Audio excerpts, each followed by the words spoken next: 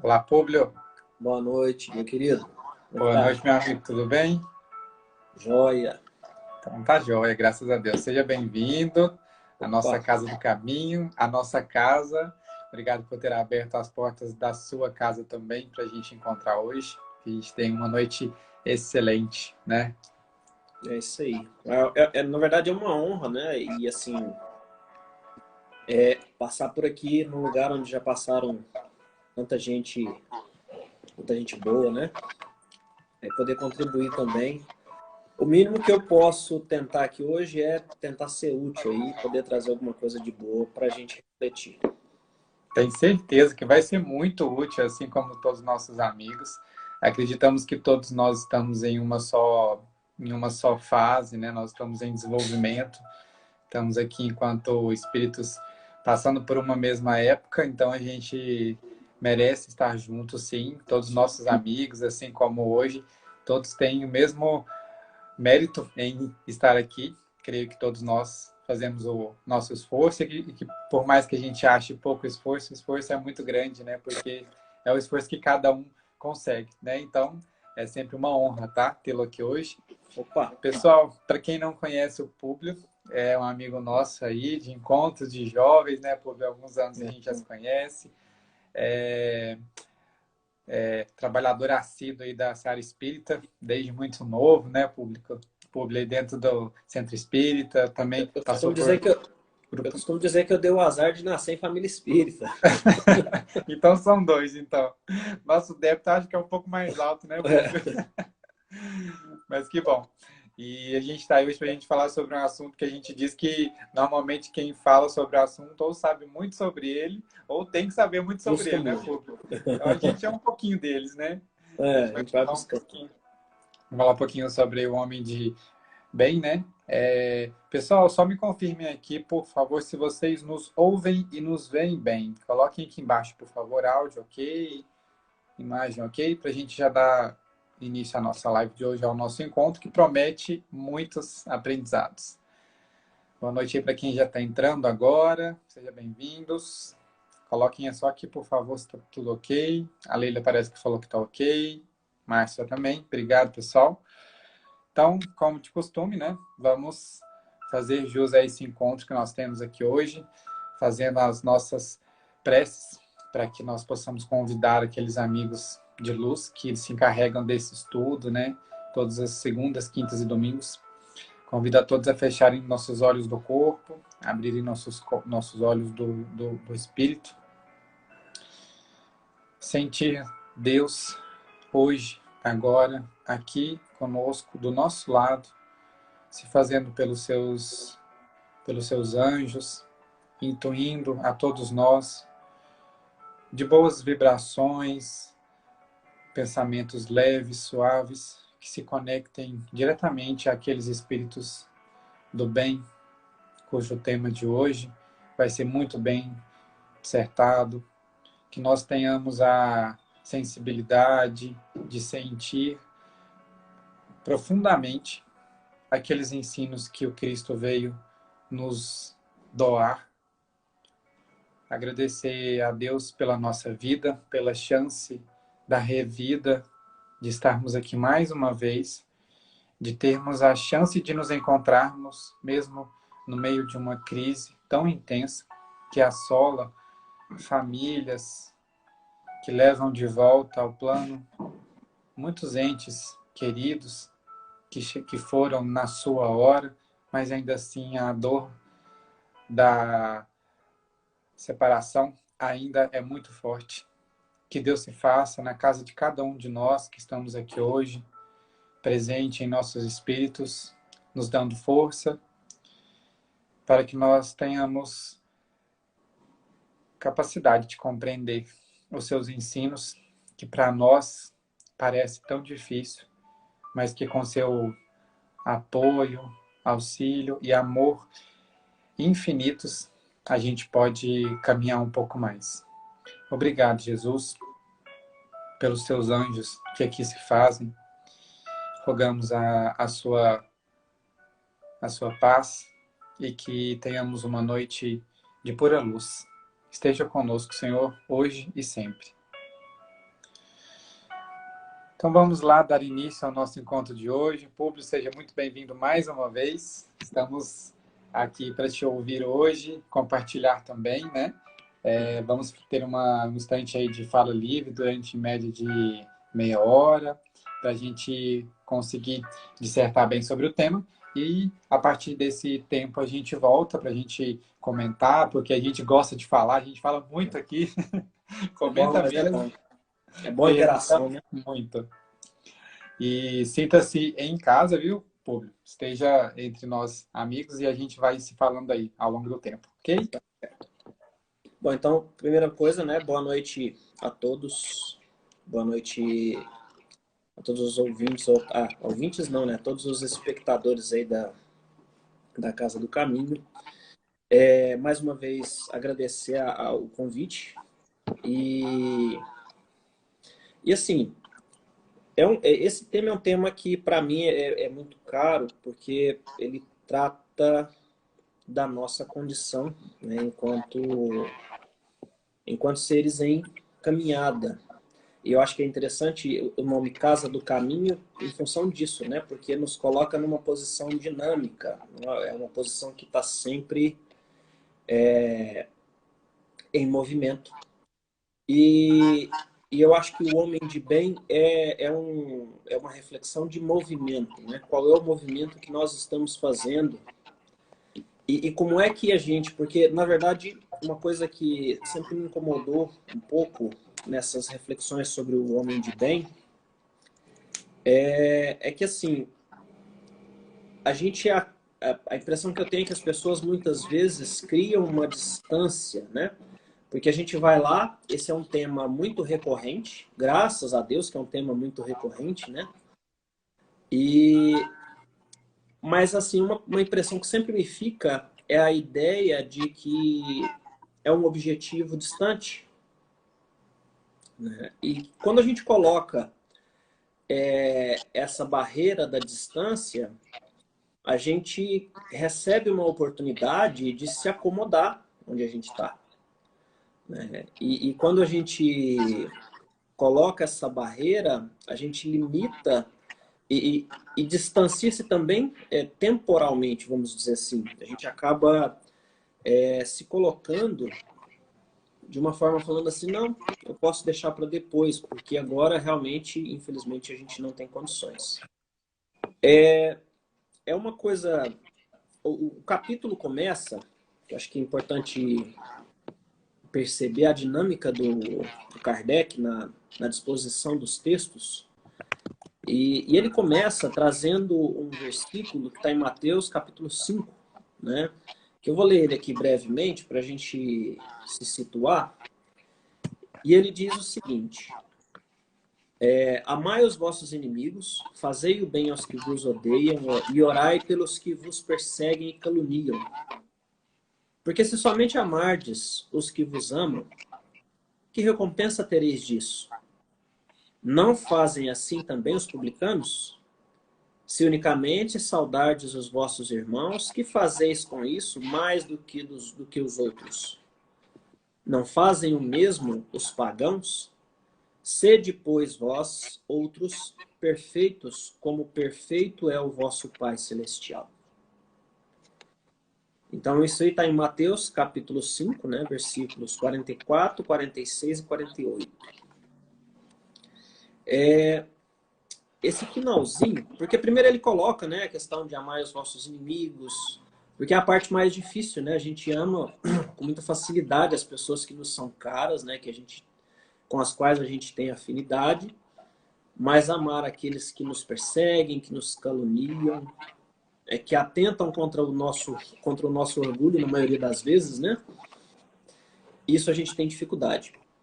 Mas eu queria atentar, para a gente refletir na noite de hoje, nesse final. Ele fala, sede, pois, vós outros perfeitos, como perfeito é o vosso Pai Celestial. A gente sabe, dentro da literatura espírita e do nosso conhecimento ao longo, né, da nossa existência, que alcançar a perfeição divina é impossível, senão as coisas iam meio que se misturar, né? Então, é natural que a gente entenda a diferença entre a nossa condição de espíritos perfectíveis, que estão sempre evoluindo e em constante progresso,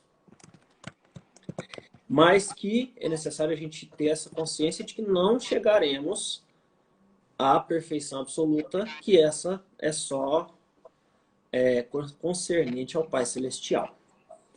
Mas essa colocação no primeiro item aí, né, no item 1, ela traz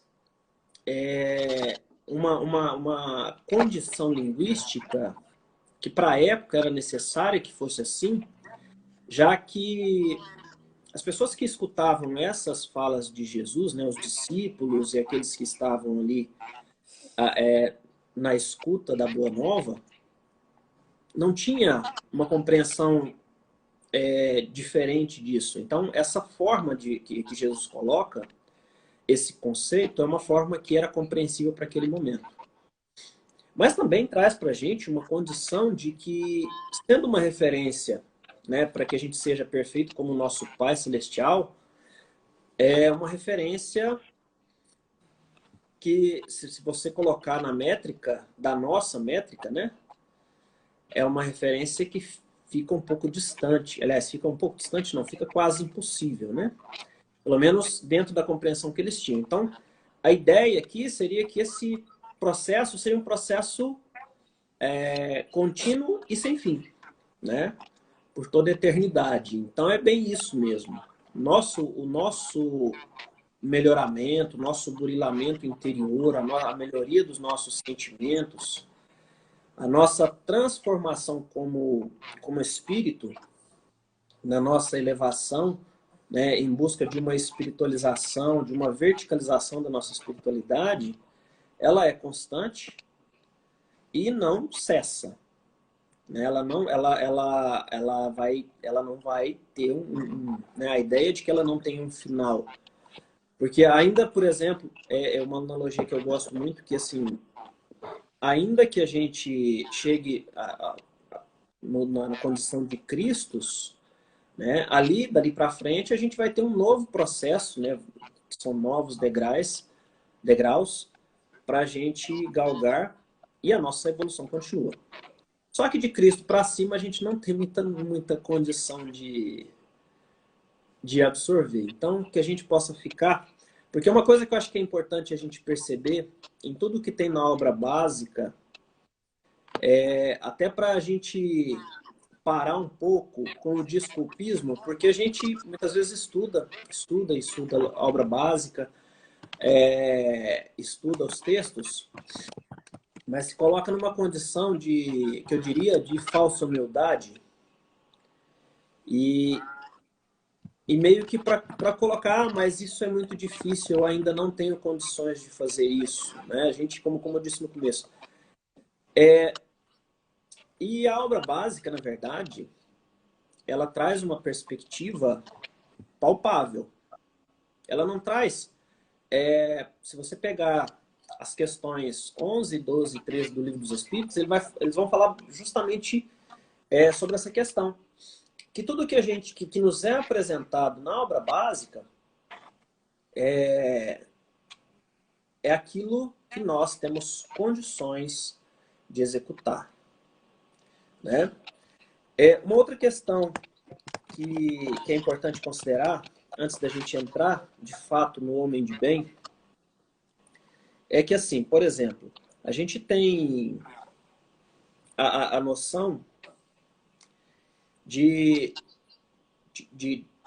o homem de bem, por exemplo, a maioria de nós está reencarnando a primeira vez como espíritas. Acho que pouquíssimos são os espíritos que reencarnaram mais de uma vez como espírita. Né? Assim, pelo menos essa é a avaliação que eu, na minha ignorância, consigo fazer. Né? Mas, então, teoricamente, esse texto do homem de bem, para nós, é novo, é uma novidade. Né? Nessa forma, nesse formato. Mas a gente tem que entender que a gente vem trabalhando o nosso espírito nessa direção através dos milênios. A gente não está treinando para ser homem de bem hoje, nessa exata encarnação. Hoje a gente tem a opção de ter contato com esse texto, e que é uma bênção, para nos ajudar e nos esclarecer de uma forma mais assertiva, de uma forma mais, às vezes, até um pouco mais clara, para que a gente possa continuar a nossa tarefa.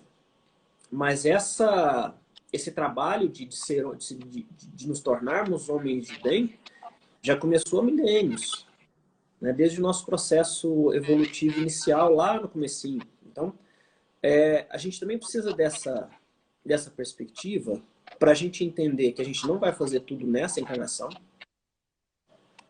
e que não é nessa que a gente está começando a se tornar homem de bem. Isso é importante, porque se a gente não faz essa abstração, se a gente não consegue fazer esse zoom out, né, esse distanciamento e olhar dessa forma, aí o jugo de Jesus se torna muito pesado para nós. E é interessante porque é justamente uma das características do homem de bem, que é ter fé no futuro. E ter fé no futuro é saber que a gente sobrevive ao corpo, que a gente retorna a ele em momento oportuno, né, de acordo com a nossa necessidade evolutiva. E é importante ter essa noção para que nós possamos tirar de vez a ideia de que quando se fala de homem de bem, a gente está falando de uma cartilha para angelitude, para uma situação de nos tornarmos seres celestiais, angélicos. Porque isso assim, e aí essa é a impressão que muitas vezes me fica, né? Que quando a gente fala de do homem de bem, a gente às vezes coloca tanto essa distância, essa barreira da distância entre nós e o verdadeiro homem de bem, que a gente acaba acreditando nela como se fosse um processo de nos tornarmos seres angélicos. E na verdade não. Muito pelo contrário. Né? E como eu disse, lá nas questões 11, 12 e 13, os Espíritos dizem para nós que tudo que a doutrina nos traz é aquilo que podemos executar. Então, é importante que nós tenhamos a clareza de que, quando se fala em homem de bem, a gente fala necessariamente de coisas que a gente pode executar. Mas aí, entrando no texto, o primeiro parágrafo eu acho crucial para a gente entender, para que a gente possa vislumbrar aquilo que eu gostaria para a nossa reflexão de hoje. Então ele diz assim, ó, o verdadeiro homem de bem é o que cumpre a lei de justiça, de amor e caridade na sua maior pureza. Se ele interroga a consciência sobre seus próprios atos, a si mesmo perguntará se violou essa lei, se não praticou o mal, se fez todo o bem que podia, se desprezou voluntariamente alguma ocasião de ser útil, se ninguém tem qualquer queixa dele, enfim, se fez a outrem tudo o que desejara lhe fizesse. Então, a partir desse texto, desse primeiro parágrafo, e eu acho que assim, já daria um seminário aí de uns 3 ou 4 dias só falando disso o dia inteiro, porque olha bem, o verdadeiro homem de bem, quando ele coloca o verdadeiro, é importante a gente considerar, e aí aqui sempre entra os resquícios da minha área profissional, porque eu sou professor de português, né? Então eu sempre presto muita atenção nos aspectos textuais. E quando ele coloca o verdadeiro acaba sendo um elemento que qualifica esse homem de bem. E se ele usa o termo verdadeiro, significa que existem os falsos. Porque senão não teria necessidade desse adjetivo, né? E quando ele diz que o verdadeiro homem de bem é o que cumpre a lei de justiça, de amor e de caridade, significa dizer que também existem aqueles que fazem de conta que cumprem essa mesma lei. Ou seja, muitas vezes a gente acaba se comportando para aparentarmos, para nos aparentarmos bons para as outras pessoas, porque a gente carrega a ilusão de que a gente precisa estar bem, né, se postar bem diante dos outros. Quando, na verdade, a única postura que a gente tem que ter reta é diante de Deus, né, e diante da nossa própria consciência. Então, o verdadeiro homem de bem é aquele que realmente está empenhado em trabalhar no bem e ser uma pessoa que vive para o bem, cumpre a lei de justiça, de amor e de caridade. E aí, quando a gente fala de lei de justiça, de amor e de caridade, a gente precisa pensar que isso daí é uma lei única. A gente não tem uma expressão, as leis de amor, justiça e caridade. Né? É a lei de justiça, amor e caridade. É uma lei só que nos traz três elementos, mas que esses três elementos, apesar de serem diferentes, eles funcionam se estiverem juntos. Por quê? Não tem como eu ser justo se eu não amo e se eu não trato o meu próximo com caridade. Porque ainda que eu tenha que aplicar uma punição ou fazer algum tipo de repreensão ao meu próximo, eu preciso fazer isso com caridade. Eu preciso tratar ele com todo o amor que seja necessário para aquele momento. Então, é importante a gente entender que isso é uma lei única e que esses três princípios, eles estão articulados. Mas o que seria justiça? E aí é importante a gente observar que a nossa noção de justiça no mundo é uma noção muito mais caracterizada como vingança, né, do que propriamente como justiça, porque quando você fala em justiça, você tem a noção de que a lei de Deus deve ser aplicada na sua plenitude. Isso significa que, quando o outro erra, ele deve sofrer as sanções da lei, assim como também quando eu erro, quando nós erramos, também deve ser aplicada as sanções da lei em nós. E assim o é. Só que na nossa ilusão, a gente acaba, para nós, no nosso dia a dia, a gente acaba aplicando de uma forma deturpada, porque quando a gente vê algo ruim acontecer com alguém, a gente já procura um culpado e age de forma extremamente severa com aquela pessoa. E quando a coisa acontece ao contrário, quando nós erramos e cometemos, né, algum tipo de erro que prejudique alguém, a gente espera que as pessoas tenham indulgência conosco. E aí entra a questão da caridade. Né? E a questão da caridade traz aqueles três princípios, que muita gente até decora como uma regrinha para entender, que é benevolência para com todos, indulgência para com as imperfeições dos outros e perdão das ofensas. Benevolência, que independente de como a gente recebe a ação do outro, a gente deve devolver de forma sempre a tratar essa pessoa bem, né? E a se sentir, a buscar um sentimento de bondade nessa relação. Indulgência para com as imperfeições dos outros é o primeiro passo para o perdão, porque você vai entender que o outro errou, porque ele também é imperfeito assim como eu. E eu tenho que ser indulgente porque eu vou precisar da indulgência do outro. Né? E perdão das ofensas, que entra na mesma perspectiva, porque a gente ainda erra também e, portanto, a gente precisa do perdão alheio.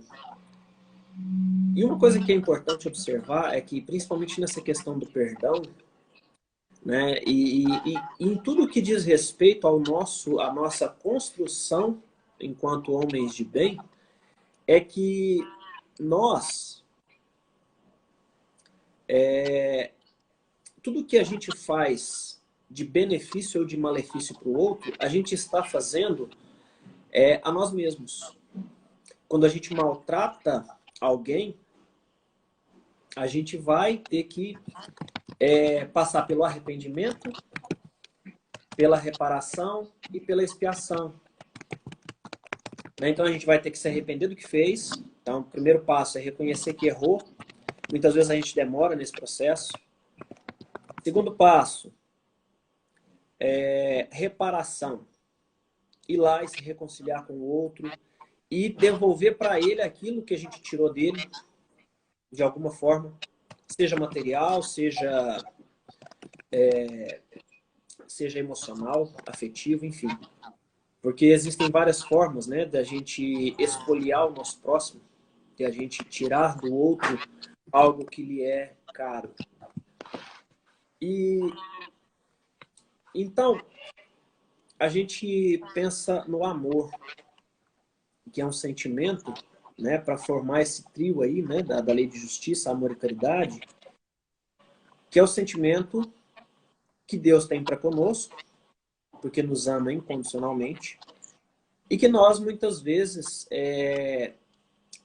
muitas vezes não, né, nós temos uma dificuldade enorme de lidar com ele, porque a gente ainda não o compreende na sua essência. Mas, no fim de tudo, é fazer ao outro. Porque é muito interessante, a gente repete muito o mandamento, né, do Cristo, amar ao próximo como a si mesmo. E a gente costuma fazer as coisas, principalmente a gente que está velho de doutrina, e eu acho que, por isso que eu falo que eu dei o azar de nascer numa família espírita, é que assim, a gente costuma colocar as coisas no automático. Principalmente a gente que é velho, a gente já repetiu tanto alguns conceitos que a gente deixa de se atentar para os detalhes desses conceitos. Quando a gente fala amar ao próximo como a si mesmo, a gente primeiro precisa se amar. Porque se a gente não sente o amor de Deus por nós mesmos, se a gente não se sente privilegiado no sentido de termos a noção exata de que somos filhos de Deus. Olha o tamanho, olha a dimensão que é isso. Olha a dimensão que é você olhar para dentro de você, né, nós olharmos para dentro de nós mesmos e nos reconhecermos filhos da maior força criadora do universo, né? E de uma força criadora que nos ama incondicionalmente desde a nossa criação. Então, é preciso primeiro que nos amemos. Porque se a gente não se ama, como que a gente pode dizer que ama o outro? A gente não sabe o que é esse sentimento, né? E o que eu acho muito interessante da lógica do Kardec, e é por isso que a gente eu acho que é importante a gente ter essa busca pela obra básica, né? Porque também existe um movimento dentro do movimento espírita, né, que busca muito obra subsidiária e obras novas, que de fato são um complemento para a nossa construção espírita, mas são um complemento. A gente precisa se desdobrar sobre a obra básica, né? Então, é importante que a gente perceba essa lógica do Kardec, porque lá na pergunta 918, do Livro dos Espíritos, ele vai trazer justamente os caracteres do homem de bem. que nada mais é do que esse mesmo texto que a gente tem aí no Evangelho, com algumas modificações, né? Mas que, na verdade, é o texto que veio primeiro, né? Considerando a cronologia das obras. E aí, na pergunta, ele diz assim, ó, por que indícios se pode reconhecer em um homem o progresso real que lhe elevará o espírito na hierarquia espírita? Então, quais os indícios que a gente pode reconhecer em alguém que está realmente trabalhando na sua própria elevação espiritual? O espírito prova a sua elevação quando todos os atos de sua vida corporal representam a prática da lei de Deus e quando antecipadamente compreende a vida espiritual. O Emmanuel tem uma expressão que eu acho que é muito importante nessa perspectiva aqui, que é o cumprimento reto do dever, né? A gente tem a noção de reta dentro do conceito matemático, que é a menor distância entre dois pontos. Então, quando a gente fala de cumprimento reto do dever, é o cumprimento sem desvios. E aí a gente volta lá no texto, lá no texto do Homem de Bem, quando ele diz, né? Cumpre a lei de justiça, de amor e de caridade na sua maior pureza. Ou seja, com a maior retidão possível. Isso significa que a gente não vai errar no percurso?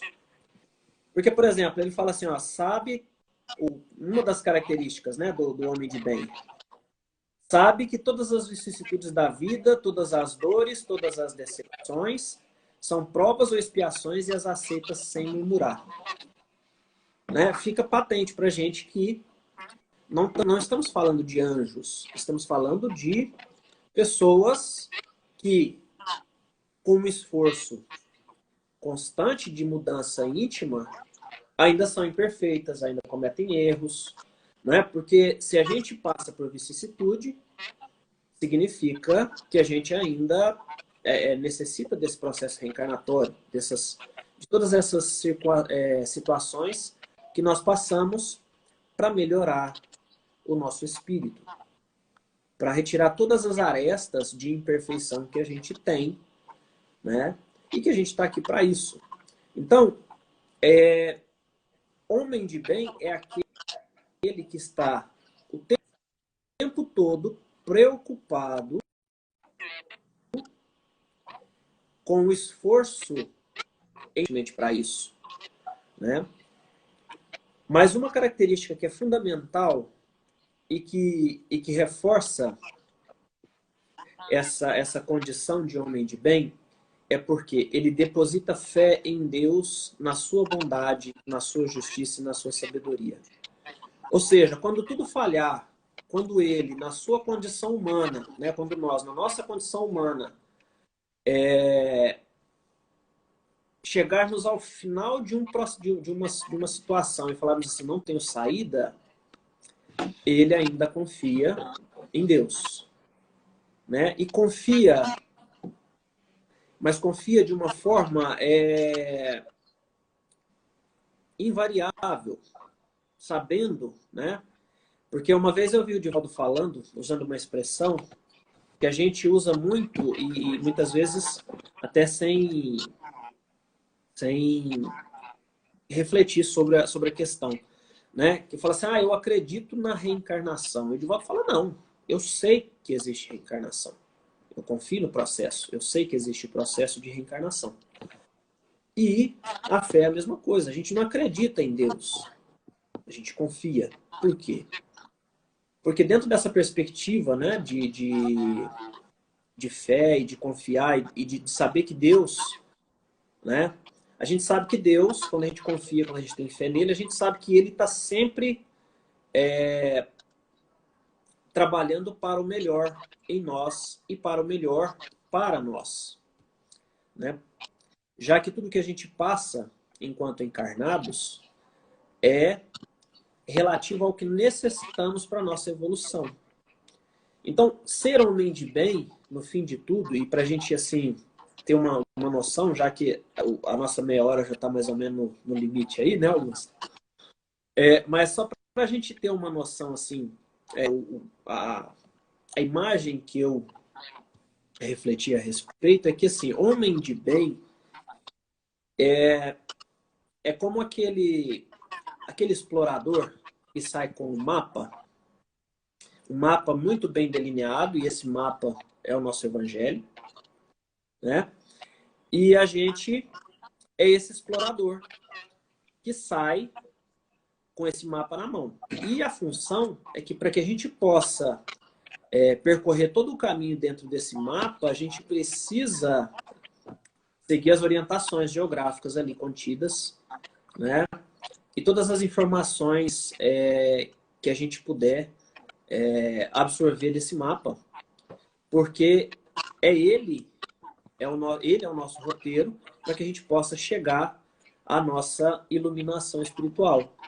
Então, se a gente se coloca como o homem de bem, então é esse que é consciente, né? E eu acho que essa é a questão, né? Essa é a imagem que eu formei na minha cabeça, que assim, o homem de bem é aquele que se porta de forma consciente quanto à sua condição, mas que também sabe perfeitamente quem é a sua referência maior.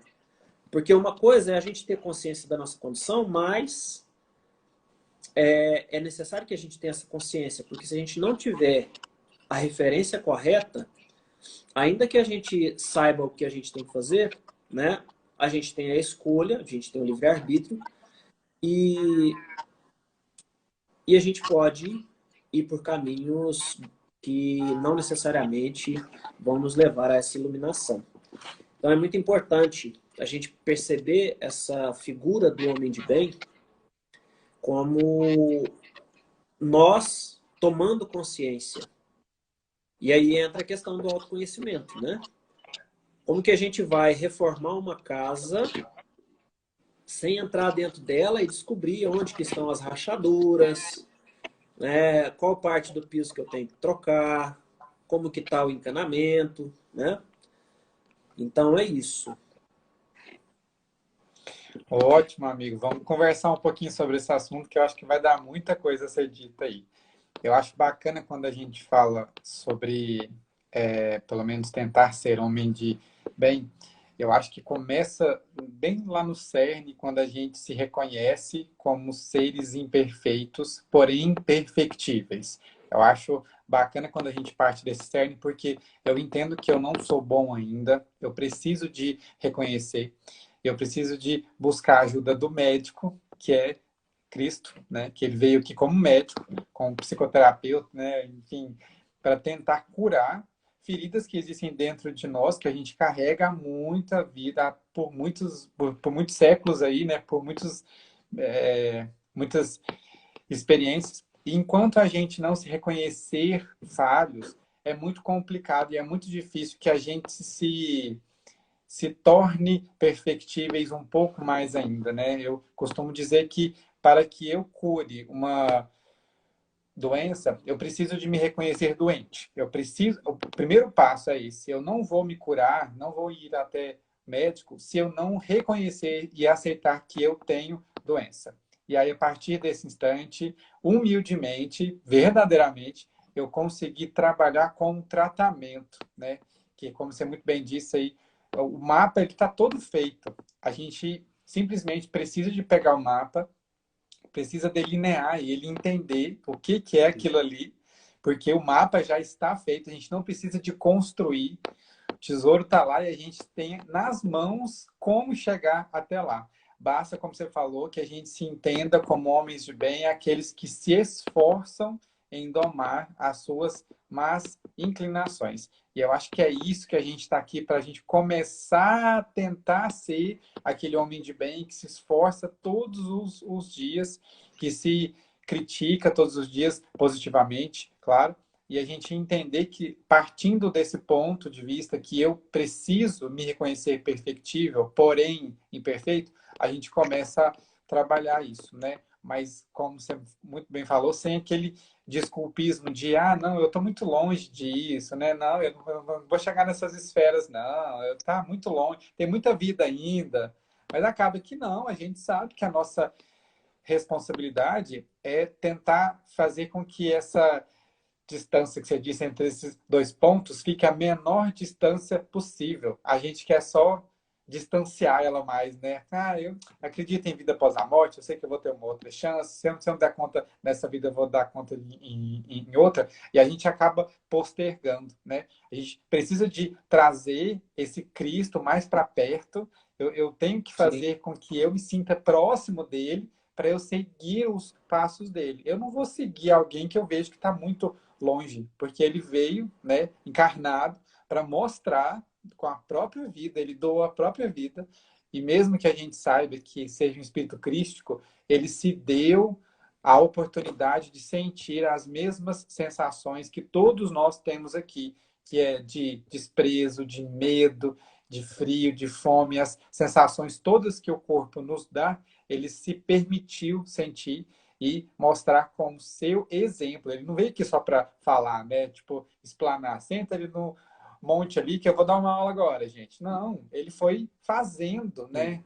E a gente percebendo pelas histórias mesmo do próprio Cristo, a gente vai vendo que ele vai demonstrando pelo ato dele. E a gente teve o exemplo do ato, e a gente pode tomar exemplo dele. Mas eu estou muito longe, eu estou vivendo em outra época, eu sou um espírito atrasado. Se nós estamos aqui encarnados, eu tenho certeza que Deus tem propósito para cada um de nós e a gente precisa de se identificar mais com esse Cristo que precisa de existir dentro de todos nós. A gente precisa de seguir menos o Cristo personificado e mais o Cristo sentimental. Precisamos de internalizar esse Cristo, né? Eu acho que quando a gente fala isso, a gente começa a ter uma certa sensação. E eu acho que quando a gente começa a falar sobre aquela frase, né, que tem fé no futuro e por isso coloca os bens espirituais acima dos temporais. A gente sabe que o reino de Deus não é deste mundo. A gente está aqui como uma escola, mas ainda assim a gente vive como se fosse a única vida. É como se saindo daqui eu não vou ter mais outra chance, eu não vou ser perdoado, enfim, a gente começa a colocar martírios demais onde não pode ter. Porque para a gente crescer, para a gente caminhar, eu tenho que deixar aqueles pesos ali, né? E aí é uma série de coisas, né? São vários passos, né? Que se bem feitos, ou se pelo menos com esforço, a gente vai conseguindo ir para o próximo passo. Mas a gente não Vai precisa de fazer galgando. todos de uma só vez, né? Você bem disse que às vezes a gente quer ser bom em tudo e acaba que a gente não é bom em nada, porque a gente precisa de fazer Sim. isso no nosso tempo. Nós estamos aqui encarnados no mundo de provas, expiações, tentações muito fortes que nos levam a cair o tempo todo. Mas a gente está caindo sem querer levantar-te, né? A gente fez um estudo, né? Publiquei, a gente ficou, acho que foi uns 20 dias, 30 dias, falando sobre somente a frase levantar-te. Muito A tempo. gente precisa de nos levantar a nós mesmos. A gente sempre espera alguém que venha, né? Vai lá, seja bom, né? Por que que nós mesmos não temos esse discernimento de nós precisamos de nos levantar? E aí quando a gente começa a ter fé no futuro, às vezes a gente fala assim e a gente fica meio assim, futuro, o que que é isso, né? Quando que é essa Sim. época, né? A gente é Futuro, meio assim, míope, pelo né? menos que eu entendo, público, você ter complementa aí, seria a própria sensação de que nós temos uma vida futura que é a vida real, que é o reino de Deus. Essa vida é a vida eterna que, desde criança, né, eu ouço muito falar sobre isso, mas eu falo assim, gente, que vida eterna é essa, né? Qual que é essa vida? Quando que ela vai vir? Então a gente precisa de ir até ela, não ela até nós, né? E isso, como você muito bem disse, exige esforço, e é um esforço diário, é um esforço ininterrupto. E aí a gente desgasta e cansa, e pensa assim, agora eu vou tirar umas férias aqui. Tô cansado de ser bom, de fazer bondade para os outros. E aí a gente se pega naquela coisa de que você falou de ser bom porque eu preciso de me manter bem com os outros, né? Aquela política da Ah, boa né?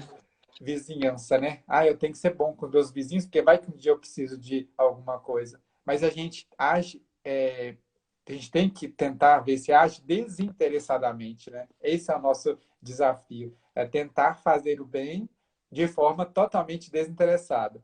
Embora a gente saiba que nem sempre a gente vai conseguir, né? E aí a gente patina, patina, mas... E aí, se por acaso você quiser falar um pouquinho sobre essa vida futura aí, para a gente dissertar um pouquinho mais e ficar um pouquinho mais claro sobre isso. Então, só pontuar uma questão e já fazendo o link, né, da porque assim, primeiro passo da gente entender quase 2 milênios é aceitando, vivendo com a ideia de que a nossa salvação era passiva.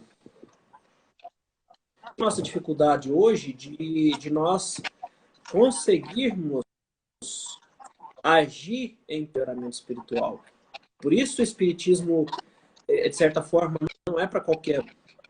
Isso não quer dizer que seja um privilégio, mas o espiritismo nos traz a responsabilidade. Ele coloca nas nossas mãos a responsabilidade sobre a nossa trajetória, né? Que é o que a gente tem ouvido hoje, coach, né? Vamos dizer assim, tal do protagonismo. Mas isso daí o Kardec e os nossos benfeitores já vem falando há quase 200 anos, né? E aí, eu acho que uma questão que é muito interessante, que você falou da questão da vida futura, é que assim, a gente estuda a doutrina muito sobre reencarnação, quem a gente foi no passado, e a gente fica se questionando, não, mas quem será que eu fui? Né? Chega ao ponto, às vezes, de se imaginar quem eu serei na próxima, né? Com quem eu vou reencarnar. Mas quando a coisa fica séria, que a gente realmente olha para a coisa de uma forma real, a gente esbarra nas nossas imperfeições. Por quê? Porque, por exemplo, basta você colocar um espírita, vamos dizer assim, numa situação de risco de morte. Ele esquece completamente o conceito de vida futura. Né? Quando ele, por exemplo, quando a gente, por exemplo, sofre uma agressão ou quando alguém agride uma pessoa que a gente ama, a gente condena essa pessoa como se ela não tivesse jeito, né? E chega ao ponto lá, né? Eu acho que é uma expressão que muito usada hoje, né? Bandido bom é bandido morto. Isso é uma expressão de quem vive uma vida só, de quem não tem essa noção da percepção de futuro que a gente deveria ter. Porque o que acontece é que, assim, essa percepção do futuro, ela é uma coisa que a gente sabe, mas quando a gente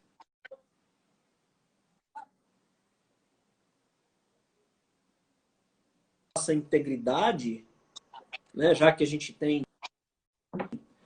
do instinto de conservação, mas em desespero, a gente está demonstrando que o conhecimento que a gente tem de vida futura ainda não está consolidado na nossa consciência, que ainda precisa de nós trazermos para a nossa consciência, porque a partir do momento em que a nossa consciência está ativa quanto a esses conceitos, e ativa realmente, a gente age de acordo com a nossa consciência. Então, quando você fala de vida futura, de como deveria ser o nosso comportamento, não é aquele comportamento também de indiferença. É importante pensar nisso, né? Porque a gente também tem o direito de chorar no velório de uma pessoa que a gente ama. A gente tem o direito de se sentir mal quando uma ofensa vem até nós, né? O que a gente precisa, a partir do momento em que a gente tem essa consciência, é o que a gente faz, num risco de morte, por exemplo, que geralmente é o que põe em risco a nossa integridade, ou no momento em que ocasionaria o nosso desespero, nós mantenhamos a brandura, a calma, para que a gente possa saber como agir, colocar nas mãos de Deus, porque, como a gente disse anteriormente, o homem de bem confia em Deus. Tem uma história de São Francisco, que o Haroldo gosta muito de contar ela, e imagino que muitos aqui presentes já devem ter escutado, que é a história de São Francisco. Né? Tava o São Francisco e mais um de seus discípulos, naquele período de inverno, com neve, com muito frio, e eles bateram na porta de um mosteiro, e o porteiro, né, a pessoa responsável pelo inteiro, não reconheceu São Francisco e deixou eles. Ele falou, não, eu sou Francisco. Aí ele duvidou e deixou eles trancados do lado de fora. E o discípulo desesperou. Falou, e agora, né? Como é que a gente faz? E São Francisco começou a comemorar. E o discípulo ficou meio assim, falou, gente, mas que cara tem? Né? E São Francisco ali na maior felicidade do mundo, porque e aí ele foi explicar, mas, pois é, mestre, o pai Francisco, mas como que nessa situação em que a gente corre risco de morrer aqui, congelado, você está comemorando? Ele falou assim, olha, pela primeira vez eu cheguei no momento em que eu mais esperei toda a minha vida. Eu estou completamente nas mãos de Deus. E eu só me resta confiar nele. Eu esperei a vida inteira por isso. Por isso eu estou alegre, estou feliz.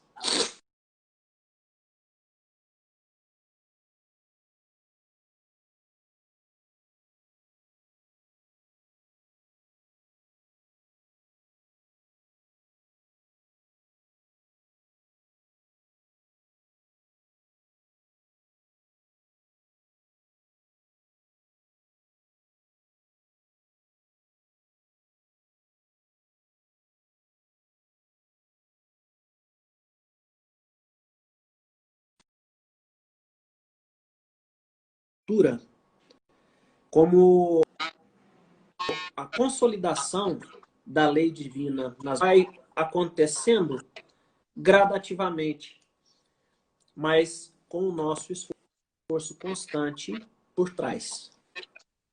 Sem o esforço não tem ampliação de consciência. E uma coisa legal da gente falar, assim, que mesmo que algum dos nossos amigos não tenha tido essa dúvida, mas assim, eu tenho muito isso, como que a gente consegue fazer para ser homens de bem? E aí me vem uma coisa aqui que a gente tem falado muito nesses estudos que a gente tem feito, é que, comparativamente, se eu posso dizer assim, para o homem de campo trabalhar, ele precisa de uma enxada, né? Enfim, ferramentas para que ele faça o trabalho que sustentará ele. Assim como para o homem de bem, a enxada dele se chama caridade. E por mais que a gente ainda não saiba definir tão bem assim o que seria caridade, porque a gente precisa, antes de mais nada, senti-la, né, do que compreendê-la. Mas se for preciso a gente compreender antes de sentir, a gente tentar retirar caridade daquele ponto de vista que eu preciso de dar alguma coisa para alguém para que eu me sinta bem, né? E na maioria dos casos, esse dar seria dar de si mesmo, né? Alguma coisa que os outros não teriam, mas que seja único meu, né? Por exemplo, dar o seu tempo, dar o seu carinho, cuidado, algo que ninguém pode dar por nós para aqueles que mais precisam. E infelizmente a gente liga muito a bens físicos ainda, né? Caridade de doar comida, doar roupa, enfim, cestas, e a gente esquece que doar de si mesmo é a maior caridade que existe hoje.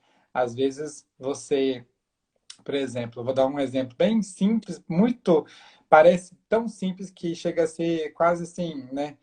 Minha mãe hoje cedo saiu andando aqui, foi visitar uma conhecida dela, que são amigas há muitos anos mesmo, há uns 30 anos. e elas não saem de casa, porque elas são, né, da faixa de risco aí. E aí a minha mãe chegou lá na casa dessa conhecida dela, ficou de fora, lá da casa, e ela lá de dentro, conversando. E aí essa conhecida dela começou a chorar, assim, copiosamente. E aí minha mãe, que isso, Vinícius? Pra que chorar? Que é isso? Aí ela falou assim, Neus, eu tava precisando muito que alguém viesse aqui em casa para só falar comigo. E aí você veio. Então, assim, são coisas que a gente não imagina, né, o quão grande seria, né, a ferramenta do homem de bem, e a gente às vezes complica tanto isso, né? A gente precisa de descomplicar um pouco, né? E a presença, né? Eu acho que assim, talvez a gente tenha mais dificuldade de colocar em prática é que assim, você dá algo material, seja para o seu filho, seja para o seu pai, é muito fácil, né? Não tem um esforço, né? Tem muito essa analogia da presença e do presente, né? Em vez de dar coisas materiais, dê a sua presença. Muitas vezes a pessoa não quer nem que você fale nada. Ela só quer que você esteja ali do lado, com o ombro disponível, né? Para poder acolher, que é o principal, né? Eu acho que assim a gente esquece esse movimento. Por isso que eu disse que é um processo dinâmico, né? Não é passivo. Mas eu acho que essa pandemia, Augusto, nesse período que a gente está vivendo, essa pandemia nos trouxe uma possibilidade, primeiro, de nos desacelerarmos. A gente estava no automático e descendo ladeira abaixo, né? E aí, aumenta o nosso campo de visão para fazer as nossas autoanálises. E é interessante porque o texto de Kardec ele traz justamente isso, né? Na 918 ele traz caracteres do homem de bem. E na 919, que é uma das perguntas mais famosas do Livro dos Espíritos, traz a reflexão de Santo Agostinho, né? Como é que ele faz para melhorar espiritualmente. Como que ele faz, então, para pôr em prática tudo isso que foi falado na 918? Ou seja, como que ele exercita os caracteres do homem de bem? Ele diz assim, ó, fazei o que eu fazia na terra. Ao fim do dia, interrogava a minha consciência, passava revista ao que fizera e perguntava a mim mesmo se não faltara algum dever. Se ninguém tivera motivo para de mim se queixar, e foi assim que cheguei a me conhecer e a ver que em mim precisava de reforma. Então, o autoconhecimento é isso. E o exercício para nos tornarmos homem de bem é exatamente esse, né? Porque com a referência correta, ou seja, com o Cristo, né, na condição de nosso modelo e guia, e nós reconhecendo isso nele, né, a gente precisa fazer esse movimento.